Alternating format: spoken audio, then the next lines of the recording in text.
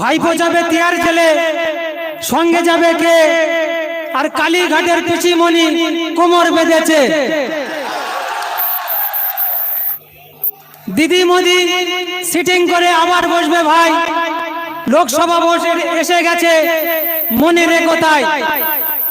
এত ছেলে এত মেয়ে পরীক্ষা যে দেয়, এরা সঠিকভাবে পাশ করেছে, চাকরি ওদের নাই। শূন্য খাতায় চাকরি পেয়ে চাকরি যারাই করে তারাই আবার দিদির দলটা বুক বাজিয়ে করে। বাচ্চাদের মিড ডে মিলে টিকটিকি আর সাপ, দিদি তোমার বাংলা থেকে আমরাই করব সাপ। তাই ইডির হাতে ধরা খেয়ে যদি প্রিয় করলো ফাঁস, সৌগাতের এখন সটপটানি সাজানের কাছে বাস। তাই সংক্ষেপ খুবই, এই রাজ্যের যিনি শিক্ষামন্ত্রী ছিলেন পার্থ চ্যাটার্জি, তার দুটি ফ্ল্যাট থেকে 51 কোটি টাকা পাওয়া গেছে। ভাবতে পেরেছেন এই ভাঙড়ে বসে এই পশ্চিমবঙ্গে চাকরি চুরি, চাকরি বিক্রি, কর্পোরেশনের চাকরি চুরি, গরু বাজারের টাকা, কয়লা বাজারের টাকা, পাথর খাদানের টাকা। রাজ্যের মাননীয়া বলছেন যে আমাদেরকে চোর বলছে, চুরি করলে তো চোর বলবে। টিভি চ্যানেলের সামনে বসে টিএমসির কিছু বন্ধুরা আইএসএফদেরকে গালাগালি দিচ্ছে, যেমন মনে হচ্ছে বিশ্বজিৎদার বান্ধবীর বাড়ি থেকে 80 কোটি টাকা পাওয়া গেছে। আমরা বলছি তৃণমূলের সবাই চোর না, আমরা বলছি একথা, তৃণমূলের নেতারা চোর, তৃণমূলের এমপিরা চোর, তৃণমূলের এমএলএ চোর, তৃণমূলের জেলা পরিষদেরা চোর, তৃণমূলের পঞ্চায়েত সমিতির সভাপতিরা চোর। যে যত মাল পাঠাতে পারবে কালীঘাটের বাড়িতে সে তত বড় নেতা, যে যত টাকা পাঠাতে পারবে সে তত বড় নেতা। তাই তারা বলছে লোকসভা নির্বাচনে আমরা এজেন্ট দিতে দেব না।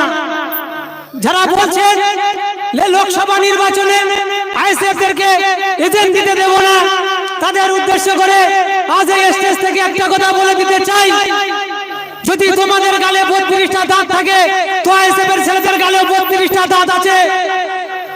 অতএব পাথর কয়লা খেয়ে অনেক দাঁত তোমাদের ভেঙে গিয়েছে, আইএসএফের ছেলেদের গালে 32টা দাঁত 32টায় আছে।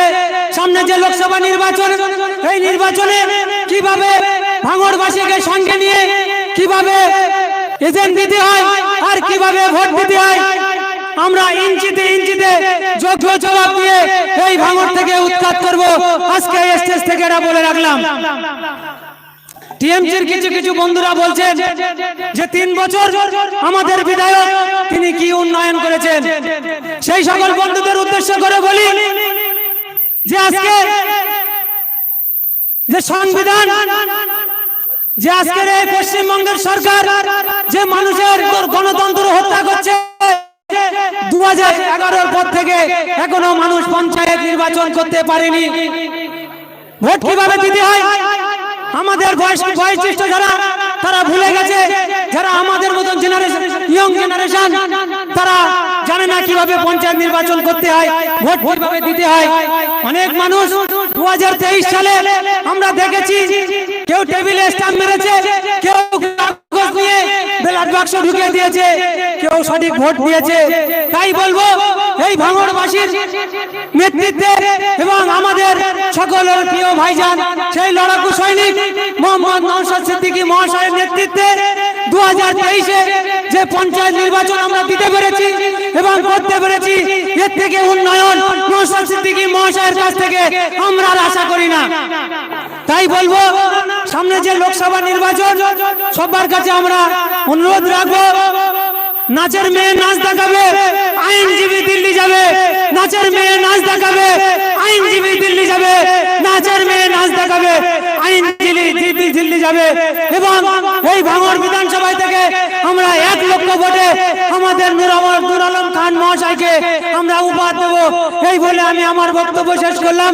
ইন্ডিয়ান সেকুলার ফ্রন্ট জিন্দাবাদ, আইএসএফ জিন্দাবাদ, মোহাম্মদ নওশাদ সিদ্দিকী মহাশয় জিন্দাবাদ।